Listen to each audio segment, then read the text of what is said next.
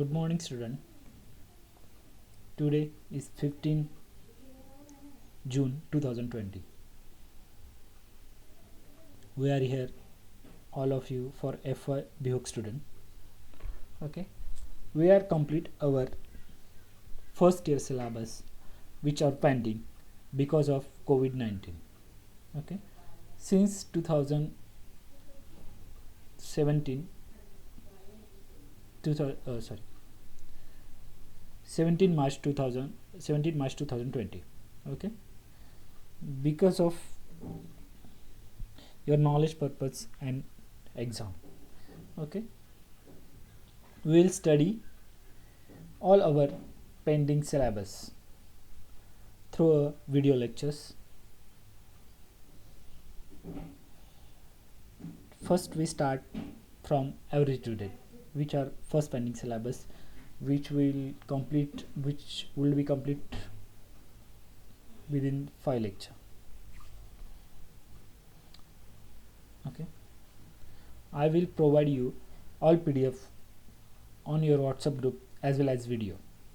Of studying this chapter, you will be able to understand what is average due dates and how to choose 0 for calculating the average due date, learning the techniques calculating the due dates, learning calculation average due dates where amount is lent to various installments, calculation average due dates for determining interest on drawings. Okay, familiarize the steps involved in calculation of average due dates where amount is lent to installment but repayment is done various installment. Average due dates is grace learn techniques maturity, counting the grace date. Okay, शॉर्टकटमध्ये मी तुम्हाला सांगतो average due डेटचा purpose काय आपला. Average due dates हा जेव्हा आपण खूप मोठ्या प्रमाणात बिलं दिली जातात कस्टमरला. ओके, जिथं खूप सारे बिल्स असतात. तुम्ही कधी बिल्स पाहिले असतील, जे बिलाच्या पाठीमागे लिहिलेलं असतं, जर 30 दिवसाच्यात पेमेंट नाही दिलं तर 18% व्याज लागेल, 14% व्याज लागेल, 24% व्याज लागेल किंवा पर मंथ 1% व्याज लागेल. हे तुम्ही बऱ्याच ठिकाणी बिलांच्या मागे पाहू शकता. आपण जे काही क्लासमध्ये शिकत आहोत ते प्रॅक्टिकल लाईफशी कोरिलेट करायला शिका. ओके, आता ॲव्हरेज ड्यू डेट केव्हा कशी वापरतो हे आपण पहिलं पाहणार आहोत. पहिल्यांदा हे फर्स्ट लेक्चर आहे आजचं. तर या फर्स्ट लेक्चरमध्ये आपण ॲव्हरेज ड्यू डेटचे बेसिक, ॲव्हरेज ड्यू डेट म्हणजे काय, थोडंसं एखादा बेसिक एक्झाम्पल घेऊ आणि आज थांबूया. आणि असे आपण रोजचे एक दोन लेक्चर करून आपला राहिलेला सिलेबस कंप्लीट करूया. Use of average due date for calculating of interest on drawing of partner. Okay, पार्टनरशिपमध्ये जसं calculations of interest on drawings of partner. Partnership form तुम्ही शिकलात, याच्या अगोदरचं चॅप्टर आपण सगळे शिकलोत. ॲडमिशन, रिटायरमेंट, डेथ, याचे खूप सारे प्रॉब्लेम घेतलेत. यामध्ये आपण इंटरेस्टचं कॅल्क्युलेशन करायला शिकलो. तर ते इंटरेस्टचं कॅल्क्युलेशन कसं करायचं, ओके, हे आपण त्यावेळेस थोडं डीपमध्ये नाही शिकलो. ते हे या ठिकाणी आपण डीपमध्ये शिकणार आहोत. Where the amount of lend various instalment. जेव्हा तुम्हाला काही लोन दिले जातात, काही इन्स्टॉलमेंटमध्ये, काही ठिकाणी लोन एकदा दिलं जातं आणि नंतर ते व्हेरियस इन्स्टॉलमेंट फेड करायचे असतात. काही ठिकाणी लोन हे टप्प्याटप्प्यात मिळतं. ओके, ते कसं त्याची ॲव्हरेज ड्यू डेट काढायची. Where amount is loan lent in one instalment. Okay, जेव्हा अमाऊंट एका इन्स्टॉलमेंटमध्ये पेड केले जाते ते कसं होईल. Okay, calculation of average due dates हे आपण इथे पाहणार आहोत. Calculation of average due date. if bill and invoice is payable on specific date, due date will be a specific date. जेव्हा बिल आणि इन्व्हॉइस एक स्पेसिफिक डेटला येतं तर त्याची ड्यू डेट ही स्पेसिफिक असते. ओके, म्हणजे for example I will explain first in English. Okay, bill should be paid within 30 days, 10 days, 20 days, whatever. It is written on behind the bill, under the bill. Okay, otherwise orally your shopkeeper or seller is say to buyer, please pay the bill within the 30 day, 20 day. Okay, this specific date, that day payment should be come. Okay, that means due date will be a specific date. Second, at stated number of month day after the date, stated at the stated. म्हणजे असं म्हणायचं त्यांना की ठराविक तारखेनंतर तुम्हाला पैसे आल्यानंतर त्याचं कॅल्क्युलेशन्स कसं करणार, त्याची ड्यू डेट कशी कॅल्क्युलेट होणार. Due date will be on the date which comes after adding the stated number of month day of invoice bill 3 plus grace day. Okay, म्हणजे तुम्ही सांगितलं बाबा 30 दिवसाच्यात पैसे द्या, समोरच्या बाहेरने 30 दिवसाच्यात पैसे नाही दिले तर त्याची ॲव्हरेज ड्यू डेट आपण कशी कॅल्क्युलेट करणार आहोत हे इथे पाहणार आहोत.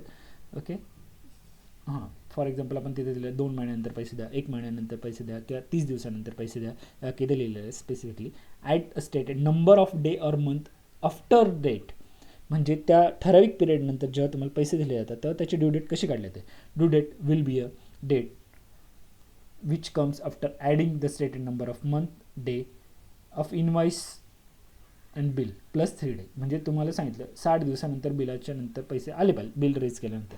सपोज 1 ऑगस्टला बिल रेज केलं तर 60 दिवस कधी कंप्लीट होतात, 29 सप्टेंबरला. 29 September plus 3 day 30, 1 October, 2 October. 2 ऑक्टोबरला तर रविवार आहे, सॉरी गांधी जयंती 2 ऑक्टोबरला असल्यामुळे ते एकतर बिल तुम्हाला 1 ऑक्टोबरला त्याची ॲव्हरेज ड्यू डेट येईल. हे आपण पुढे डिटेलमध्ये पाहू, हे तुम्हाला जस्ट बेसिक सांगतात. आता आपण काही बेसिक शिकूया पहिल्यांदा. हां, introduction. In business enterprises a large number of receipt and payments by from single party may occur at different point of time to specify the calculation of interest involving such transaction. The idea of average due dates has been developed. Okay, म्हणजे त्यांना असं first explain करतो मी. The business enterprises is large number of receipt and payment. जेव्हा काही मोठे enterprises असतात, there are large number of enterprises, there are many transactions receipt and payments. Okay, from single party म्हणजे एकाच व्यक्तीकडनं खूप वेळा पेमेंट्स आणणं, खूप वेळा त्याला पैसे देणं किंवा त्याच्याकडनं बिल परचेस, हे खूप वेगळं ट्रान्झॅक्शन असतात आणि ह्या ट्रान्झॅक्शनचे डिफरंट पॉईंट ऑफ टाईम असतात. हे वेगळ्या वेळेस होतं, एकाच वेळेस नाही होत. Okay, to simplify calculation of interest involving in such transaction. म्हणजे ह्या ट्रान्झॅक्शनमध्ये इंटरेस्ट कसा कॅल्क्युलेट करायचा. ओके, द आयडिया ह्या ॲव्हरेज ड्यू डेटमध्ये आपण डेव्हलप केलेल्या आहेत. Okay, where person owing several amounts due the different dates. म्हणजे जेव्हा एखाद्या व्यक्तीने वेगळ्या डेटला काही अमाऊंट्स घेतलेल्या असतात, ओके, तर त्या कशा पेड केल्या जातात. Okay, desire to pay total amounts of month आणि his okay by him and her on particular date.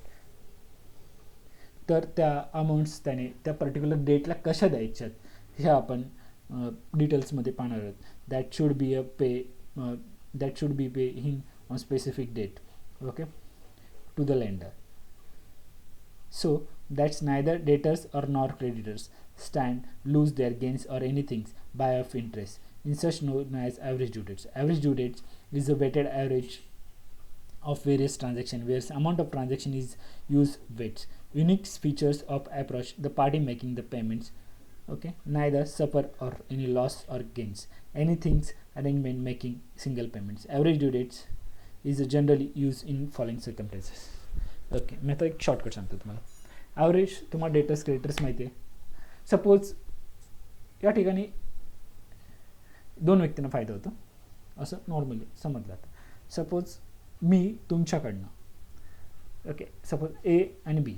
ए हा सेलर आहे, बी हा बायर आहे. ए हा सेलर आहे, बी हा बायर आहे. एने माल विकला आणि सांगितलं 30 दिवसाच्या आत पैसे दे, पण बीने पैसे नाही दिले. बरोबर, बीने पैसे नाही दिले 30 दिवसाच्या आत. आता याच्यात सेलरचे पैसे कोण वापरते, बायर. बरोबर, सेलरचे पैसे कोण वापरते, बायर. आता या ठिकाणी लॉस कोणाला झाला, सेलरला म्हणजे एला.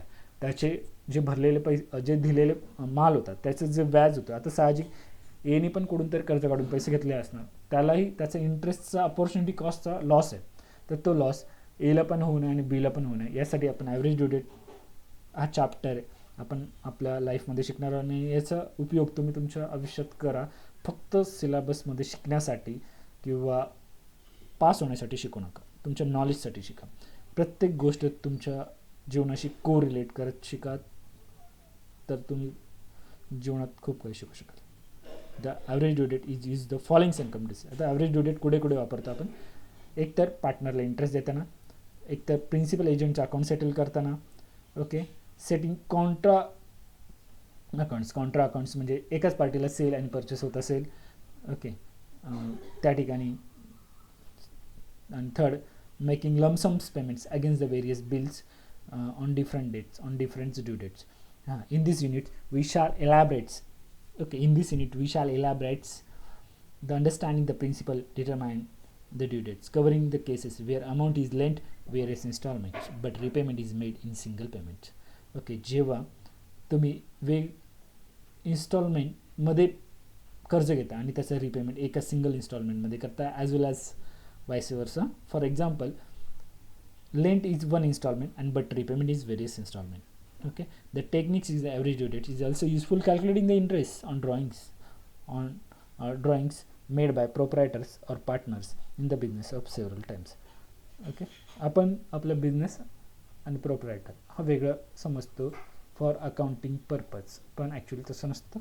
तर त्याच्यातही त्यांनी बिझनेसमधलं जेव्हा कॅपिटल काढतं तर त्याच्यावरसुद्धा ॲव्हरेज इंटरेस्ट त्याने बिझनेसला परत दिला पाहिजे. हे अकाउंटिंग टर्ममध्ये अपॉर्च्युनिटी कॉस्टच्या हिशोबाने आपण पाहतो, तर ते आपण नंतर डिटेल्समध्ये पाहू. आता ॲव्हरेज ड्यू डेट म्हणजे काय हे तुम्ही नोट डाऊन करून घ्या. हे मी तुम्हाला सिलेक्ट करतो आहे. ओके, म्हणजे काय, तर हे आपण बेसिक काही पाहणार आहोत. आपली युनिट टेस्ट सेकंड होईल, तर ते आपण ऑनलाईनच घेणार आहोत. म्हणजे आपल्या कॉलेजने जसं सांगितलं आहे त्याप्रमाणे आपल्या काही एक्झाम्स आपल्याला ऑनलाईन घ्याव्या लागतील आणि त्या बेसिसवर तुम्हाला तुमच्या सेकंड टर्मचे मार्क्स दिले जाते.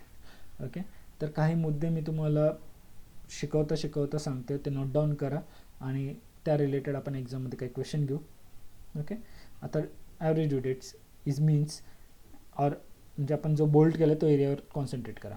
It is mean the equivalent dates on the single average due date it means or equated date on which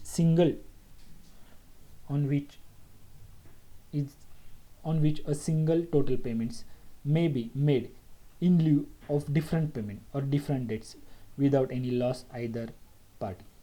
Where payment is not made on average due dates, the party is receiving the amount charge of interest for many days of as payment is delay from the average due dates. Okay, शॉर्टकटमध्ये मी तुम्हाला explain करतो. Average due date म्हणजे त्यांना असं म्हणायचं आहे, जी date दिली आहे त्या डेटला पेमेंट नाही दिलं. ओके, जी डेट दिली आहे त्या डेटला पेमेंट नाही दिलं, त्यामुळे कोणत्याही पार्टीला लॉस होऊ नये. पहिली गोष्ट ॲव्हरेज ड्यू डेट म्हणजे एका डेटला पेमेंट दिलं पाहिजे, त्यामुळे देणाऱ्या आणि घेणाऱ्या कोणत्याही पार्टीला लॉस होऊ नये, म्हणजे सिंडिकेटर्स आणि सिंडिकेटर्स दोघांनाही लॉस होऊ नये म्हणून ॲव्हरेज ड्यू डेट काढतो. उद्देश काय, कोणालाही लॉस होऊ नये म्हणून ॲव्हरेज ड्यू डेट काढतो. सेकंड, आणि जर पेमेंट उशिरा दिलं तर त्याच्याबद्दल त्यांनी त्याचं व्याज द्यावं. ओके, म्हणजे जर पेमेंट वेळेत आलं नाही, म्हणजे ॲव्हरेज ड्यू डेटला आलं नाही, तर त्याचं त्यांनी इंटरेस्ट द्यावं. हा त्याच्यामागचा उद्देश आहे ॲव्हरेज ड्यू डेटचा. ओके, कळालं, हे नोट डाऊन करून घ्या. हे पण एक्सप्लेन केलं. आता त्याचा जो फॉर्म्युला आहे ॲव्हरेज ड्यू डेट कसा काढायचा, formula of calculating the average due date is as follow. Okay, average due date is equal to base date. Okay, इथे खाली बघा, average due date is equal to base date plus or minus total number of product divided by total number of amount. Point to be noted, such okay, हा formula पहिल्यांदा note down करून घ्या.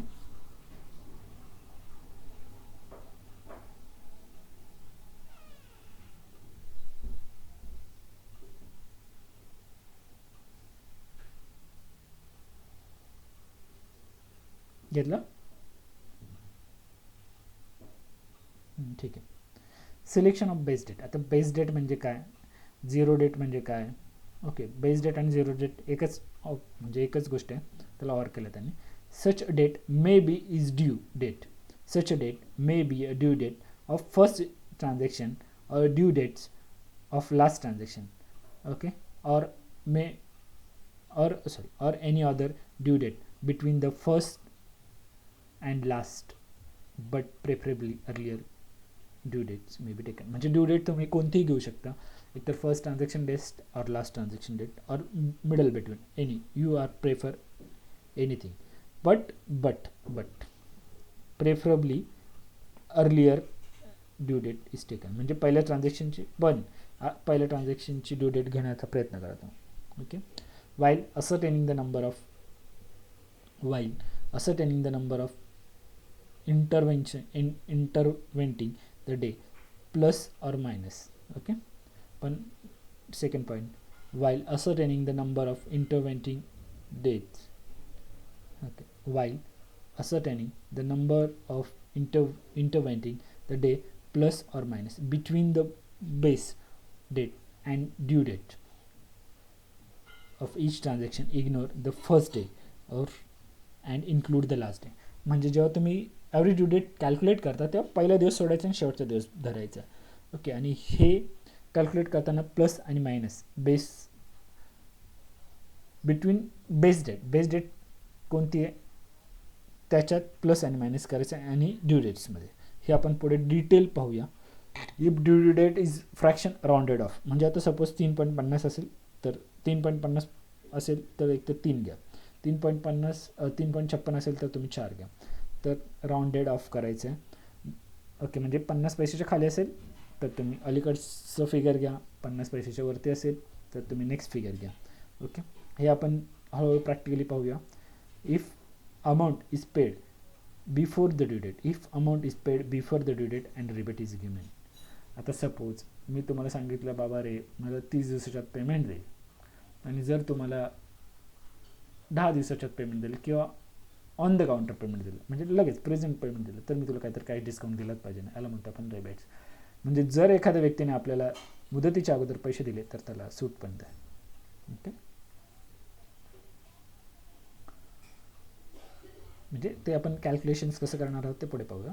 If amount is paid after the due date interest is charge. आता जर तुम्ही म्हणजे उशिरा पैसे दिले तर तुम्हाला पेनल्टी पण लागणार, म्हणजे व्याज, आणि लवकर पैसे दिले तर तुम्हाला रिवॉर्ड मिळणार, त्याला आपण रिबेट म्हणू, म्हणजे तुम्हाला त्याचा फायदाही होईल. Okay, whenever 6 point, whenever there is a sale of goods, whenever there is a sale of goods by 6 point, whenever मी बोल्ड करतो तर बघा, sorry, whenever there is a sale of goods by two party each other, म्हणजे on different dates, the formula of calculating average due date is become. आता for example म्हणजे त्यांना असं म्हणायचं आहे, सपोज एकाच पार्टीला आपण सेल पण करतो आणि परचेस पण करतो त्याच्याकडनं, तर त्याच ॲव्हरेज ड्यू डेट कसं काढायचं, त्याचा फॉर्म्युला हा आहे. Okay, best date plus or minus different in product and different in amount. बघा आता हा आणि हा फॉर्म्युल्यात काय फरक आहे, सेम फॉर्म्युला, त्यामुळे काही कन्फ्यूज होऊ नका. ओके, हे आपण पुढे पाहू. आता बघा कन्सेप्ट काय आहे ड्यू डेट, म्हणजे ड्यू डेटची मॅच्युरिटी काय. Due date is a bill of exchange, invoice is when amount of bill and invoice is payable by drawee creditors to drawer आणि डेटर्स. म्हणजे त्यांना असं म्हणायचं आहे की सन्ड्री क्रेडिटर्स आणि डेटर्सला पेमेंट्स कसे कोणत्या डेटला होणार हे आपण ॲव्हरेज ड्यू डेटमध्ये शिकणार आहोत. Okay, the date when amount of bill and invoice is payable by drawer date, म्हणजे सन्ड्री डेटर्स आणि सन्ड्री क्रेडिटरला कधी पैसे द्यावे किंवा ड्रॉवरने ड्रॉईला केव्हा पैसे द्यायचे हे आपण यात पाहणार आहोत. Calculation of due date after taking the consideration of grace dates. Okay, bill of exchange and promissory notes mature on the date bill of exchange or promissory note mature on the day on which falls due, and every promissory notes or bill of exchange and other those is payable on demand sites or on presentment fall due on the third day after which is expressed to be payable. म्हणजे त्यांना असं म्हणायचं आहे, जेव्हा bill of exchange and promissory notes matured होते आणि त्याची देण्याची डेट येते, okay, which falls due, and every promissory notes bill of exchange others is payable on demand slides present fall due on third day after expressing payable. म्हणजे तुम्ही सांगितलं बाबा मला 60 दिवसांनी पैसे देतो, तुम्हाला 3 दिवस ग्रेस मिळतील त्याच्या पुढचे. आता हे बघा आपण पाहणार आहोत, खाली एक एक्झाम्पल दिले त्यांनी त्याप्रमाणे. ओके, हे एक्झाम्पल कर्सर दिसतोय ना हे. Okay, a bill dated 30 September is made payable third month after the date. म्हणजे 30 सप्टेंबरला बिल रेज केले ते 3 महिन्यानंतर द्या असं सांगितलं. तर ते कधी येईल हे बघा, ऑक्टोबर नोव्हेंबर डिसेंबरला 3 महिने कंप्लीट होतात. Fall on due 2 Jan. Okay, आता कसे काढले, ड्यू डेट 30 डिसेंबर येते बरोबर, 30 डिसेंबर. ओके, पेबल आफ्टर 30च पकडायचे, 30 31 म्हणजे 30 डिसेंबरला एक दिवस कंप्लीट झाला, 31 डिसेंबर 1 जानेवारी आणि पुढचे 2 जानेवारी, म्हणजे 2 जानेवारीला 30रा दिवस आहे बघा. त्यांनी खाली ते कॅल्क्युलेट करून दाखवलं कसं आलं ते. A note, okay, a note dated 1 January is payable on 1 January is payable. Okay, note date 1 January is payable 1 month after slide. Its fall is 4th February. आता सपोज 1 जानेवारीला बिल काढलं बरोबर, ते एका महिन्यात द्यायला सांगितलं, मग त्याची ड्यू डेट केली पहिला दिवस सोडायचं बरोबर, 30 दिवस 1 मंथ. 1 फेब्रुवारीला कंप्लीट होईल 1 मंथ बरोबर, 2 फेब्रुवारी 3 फेब्रुवारी 4 फेब्रुवारी म्हणजे डॉट पहिला दिवस सोडल्यानंतर त्याच्या पुढे 3 दिवस. Good, understand everybody. जर कोणाला काही इश्यू असेल तर मला कॉल करून विचारा, माझा नंबर ग्रुपवर आहेच.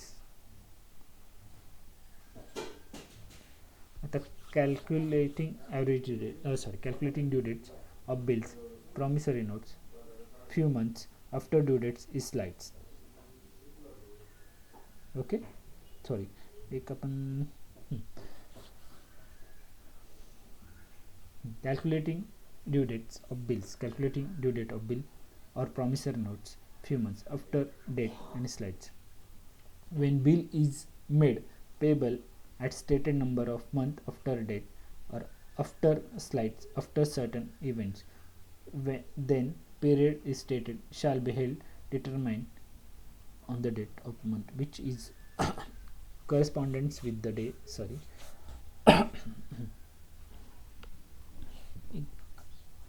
एक सेकंड, काहीतरी नेटवर्क इश्यू.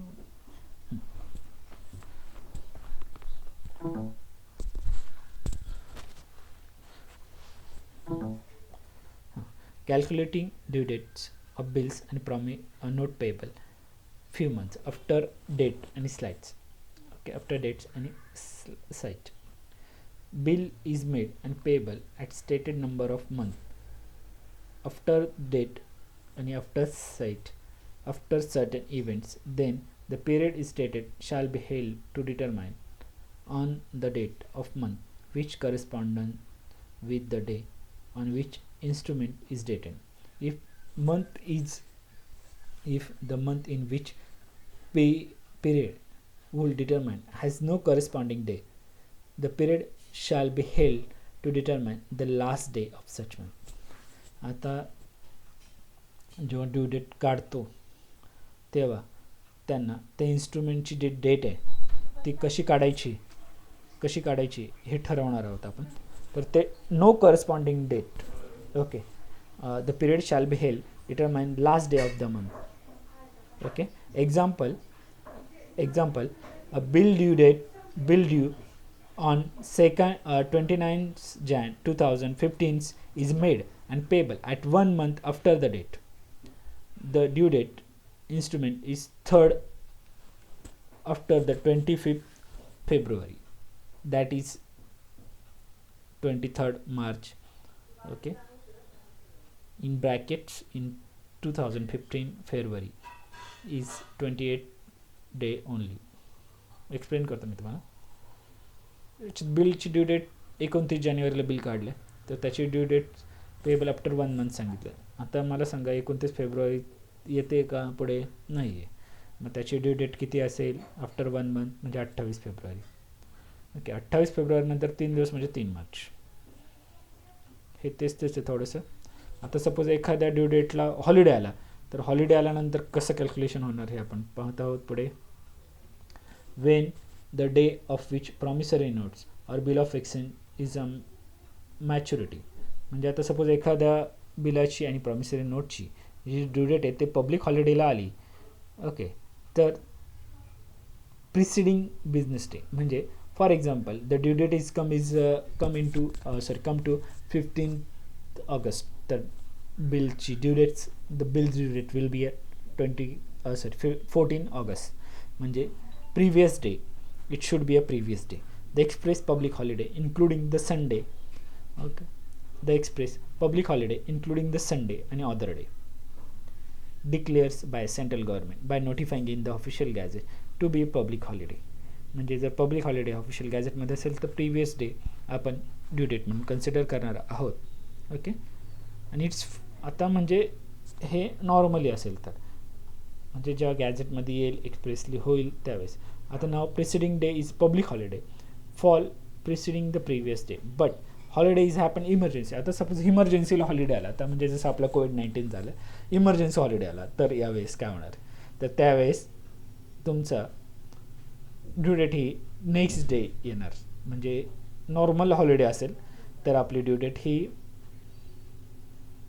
अगोदरचा एक दिवस होईल आणि जर इमर्जन्सी हॉलिडे आला तर next day of following day होईल. हे इन्स्ट्रुमेंट निगोशिएबल इन्स्ट्रुमेंट ॲक्ट 1881 म्हणजे एक कायदा आहे जो मी तुम्हाला थोडासा एक्सप्लेन करतो ओव्हरऑल. म्हणजे जेव्हा जे काही इन्स्ट्रुमेंट आहेत ते त्याचा एक कायदा 1881 तो केव्हा कसं म्हणजे बिल्स चेक्स डिसऑनर ओके त्याच्या केसेस हे सगळे या कायद्यात शॉर्टकटमध्ये दिलेले आहेत. त्याचा यांनी रेफरन्स दिला आहे. त्या रेफरन्सच्या अगेन्स्ट त्याची ड्यू डेट्स त्यांनी कसे काढायचे हे एक्सप्लेन केले. हां, if maturity day is holiday after हे बघा हा ग्राफ काढून घ्या म्हणजे तुम्हाला थोडंसं नोट डाऊन करून घ्या म्हणजे तुम्हाला थोडंसं कळून जाईल. हा ग्राफ लिहून घ्या बघा. मॅच्युरिटी इज तुम्ही पहिल्यांदा तुमच्या स्क्रीनच्या राईट साईडला बघा. If holiday after including 3 grace day म्हणजे maturity date if maturity day is holiday after including day of grace. आता इमर्जन्सी हॉलिडे आला तर हे बघा इथे दिलं मी डार्क करून दाखवतो तुम्हाला नेक्स्ट ऑफ फॉलोइंग डे. आणि जर नॉर्मली असेल म्हणजे बाबा पब्लिक हॉलिडे आणि त्या दिवशी आला आणि त्या दिवशी सपोज संडे आहे किंवा इतर काही सेंट्रल गव्हर्नमेंटने किंवा स्टेट गव्हर्नमेंटने काही ऑफिशियल गॅझेटमध्ये काही डिक्लेअर केलं बाबा हॉलिडे तर त्याच्या अगोदरचा दिवस तुमचा हे असेल ड्यू डेट. ओके, इथे त्यांनी क्लिअर लिहिलेलं आहे. हा चार्ट तुम्ही काढा म्हणजे तुम्हाला नंतर वाचण्यासाठी आणि लिहून घ्या. हे सोपं जाईल. ओके, ही PDF मी तुम्हाला शेअर करेलच. तर आपण प्रॉब्लेमकडे वळणार आहोत. थोडंसं प्रॉब्लेम सॉल्व करण्याच्या अगोदर थोडंसं कोणत्या टाईपचे प्रॉब्लेम्स आहेत. Learning calculation average due date on one party. एक पार्टी इन्व्हॉल्व असेल तर ॲव्हरेज ड्यू डेट कशी काढायची. Okay, average due date where transaction between 2 party involve असेल तर कशी काढायची. थर्ड केसमध्ये आपण ॲव्हरेज ड्यू डेटचं रीपेमेंट्स कसं करायचं जेव्हा सिंगल पेमेंट असेल तर आणि एकतर इंटरेस्ट कसं काढायचं ते आपण शिकणार आहोत. आता बघा इथं ह्या सगळ्या केसेस आहेत. ह्या सगळ्या केसेस आपण स्टेप बाय स्टेप कवर करूया. आपल्याकडे 4 केसेस आहेत. 4 केसेस आपण step by step with problems explanation करूया. ठीक आहे, हे प्रॉब्लेम्स आहे तुमचे खाली. प्रॉब्लेम्स कोणी पाहायचे नाही आहेत. ओके, स्वतःला फसवू नका. पहिल्यांदा आपण एक्सप्लेन करतो आहे. आता याच्यात ॲव्हरेज ड्यू डेट कसे काढायचं एका पार्टीला सेल केल्यानंतर याच्या स्टेप्स आहेत ते आपण खाली पहिल्यांदा लक्षपूर्वक आहे का. Under this problem average due date is a calculating the following. Okay, takes the earlier due date start base date 0 on for convenience whatever you may be take 0. म्हणजे बघा तुम्ही ॲव्हरेज ड्यू डेट कोणती घेऊ शकता पण शक्यतो तुम्ही पहिला दिवस घ्या जेणेकरून तुम्हाला कॅल्क्युलेशनला सोपं जाईल. बघ ओके, तुमच्या आणि पुस्तकातले किंवा माझे आणि तुमचे सगळ्यांचे आपले मॅच होतील. नाहीतर एकतर त्याचे डेज वेगळे येतील पण फायनल आन्सर सगळ्यांचे सेम असतील. आन्सर फायनल सेम असेल पण मधले जे कॅल्क्युलेशन्स आहेत ते बदलतील. त्यामुळे शक्यतो आपण पहिला दिवस घेऊ जेणेकरून तुमचे आणि माझे सम मॅच होतील. Takes the earlier number string the day consider the number of day from base day of each due date. Okay, consider the number of day of to take up the due date. Calculation may be based on the month. Second third see multiple number of day corresponding the amount. तर खूप multiple days असतील वेगवेगळ्या बिलचे. Add up the amount of product divided by total product divided by amounts. हे आपण फॉर्म्युलामध्ये पाहिलं. By resulting approximate up to the number of day. The number of day is based on the finding the average due dates. तर formula पण मागचाच वरचा formula तोच आहे, हा तुम्ही कन्सिडर केलायच. आता बघा calculation number of day respective month products are consider annual. हे आपण हे फर्स्ट एक्झाम्पल हे तुम्ही लिहून घ्या. पेपरवर लिहा किंवा तुमच्या अकाउंटच्या बुक्समध्ये लिहा. खाली बघायचं नाही आहे, फक्त एक्झाम्पल लिहा. आपण हे सोडवणार आहोत.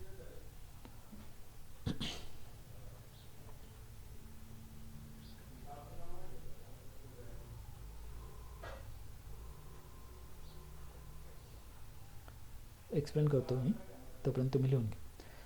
The following are the amount is due at different date. म्हणजे खालच्या काही अमाऊंट आहेत त्या डिफरंट डेटला ड्यू आहे. एक तर 500 3rd July, 800 2nd August, 1000 is 11 September. Suggest due that's all may be paid without any loss of interest. आता त्यांनी काय सांगितलं, ड्यू डेट काढायची, अशी डेट काढा की हे सगळे पेमेंट्स एका डेटला मिळायला पाहिजे, त्यामुळे कोणालाही लॉस झाला नाही पाहिजे. आता आपण एक टेबल आखणार आहोत. तुम्ही तो तुमच्या वहीमध्ये आखून घ्या. तुम्हाला थोडंसं हेडिंग दाखवतो. आपण उद्यापासून आपल्या बोर्डवर म्हणजे 1-2 दिवसात आपण त्याच्यात बोर्डवर पण सोडवायला, कॉम्प्युटर ऑनलाईन सोडवायला सुरुवात करू. ओके, खाली बघा आन्सर असं सोल्युशन्स किंवा आन्सर.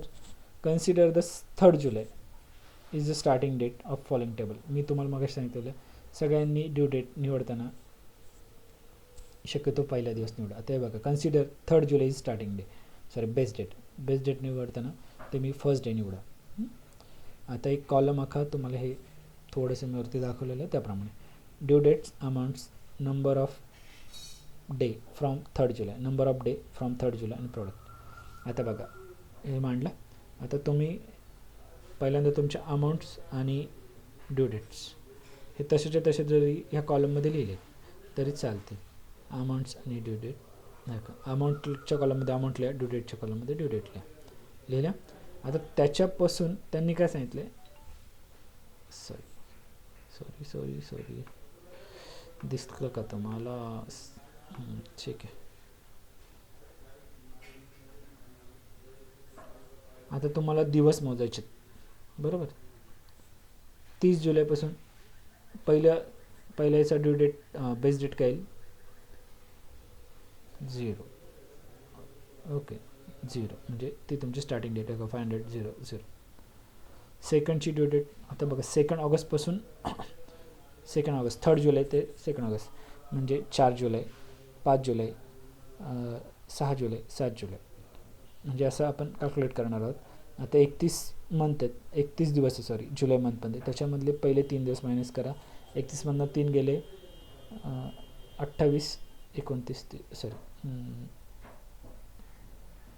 29 घ्या. 29, 30, 31 म्हणजे हे 29 दिवस. ओके 30वा दिवस सॉरी 3rd जुलै. हे झाले तुमचे किती दिवस? 29 जुलै. ओके सॉरी हां दिवस मोजा तुम्ही प्लीज. म्हणजे बघा मी तुम्हाला एक कॅल्क्युलेटर दाखवतो. इथे साईटला आपण कॅल्क्युलेटर ओपन करतो. डेट कशी मोजायची कॅल्सीवर. कॅल्सी आपल्याला अलाउड्स आहे. आपण कॉमर्स स्टुडंट आहोत आणि त्यामुळे कॉमर्स स्टुडंटला 31 मायनस तुमचं फर्स्टचं 3rd जुलै होतं म्हणजे याचे 28 दिवस प्लस ऑगस्टचे 2 दिवस म्हणजे 30 दिवस हे 30 दिवस. ओके सप्टेंबरचे, ऑगस्टचे, जुलैचे मायनस 3 हे 28 प्लस ऑगस्टचे 31 प्लस सप्टेंबरचे 11 झाले 70. हे तुम्ही लिहिलं. याचं मल्टिप्लिकेशन करा. ओके 0 मल्टिप्लाय 500 0, 800 मल्टिप्लाय 30 टू 24,000 आणि 70 मल्टिप्लाय 1000. ओके हे प्रोडक्ट आलं. आता टोटल प्रोडक्ट आलं. Total product divided by total number आपल्या फॉर्म्युलामध्ये सगळं टाकायचं. हे आलं तुमचं आन्सर. ओके हे कॅल्क्युलेशन केल्यानंतर 41 डेज येतील. आपण उद्यापासून काही एक्झाम्पल सोडू. आज काही टेक्निकल इश्यू असल्यामुळे आपण ते प्रॉब्लेम सोडू नाही शकलो. म्हणजे जर 13 ऑगस्टला जर त्यांनी पैसे दिले जर 13 ऑगस्टला जर त्यांनी पैसे दिले तर त्याच्याकडनं कोणत्या प्रकारचं व्याज घेतलं जाणार आणि त्याला कोणत्या प्रकारचं रिवॉर्ड दिलं जातं. जर पेमेंट्स 13 ऑगस्ट ते 31 सप्टेंबर दिलं तर त्याचा लॉस ऑफ इंटरेस्ट होईल. लॉस ऑफ इंटरेस्ट असं येईल, तो बघा आपण खाली काढलं. फॉर ॲझ्युम 5% इंटरेस्ट केला. Debtor loss interest due date earlier 1000 rupees. आता 1000 रुपये जर त्याने 1000 रुपयाचं आपण काढतोय अर्लियर पेमेंट,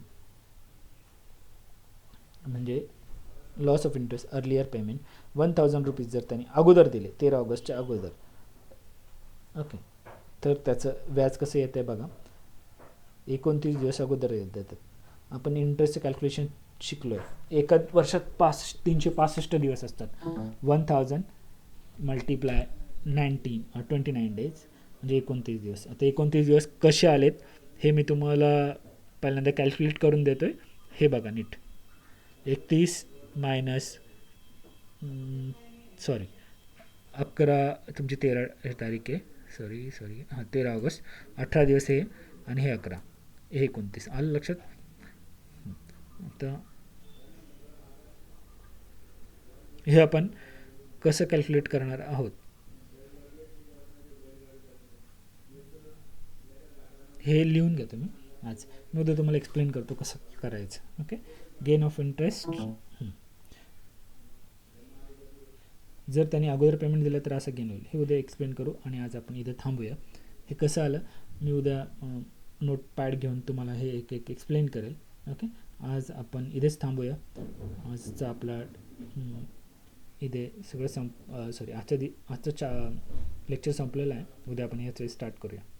गुड डे.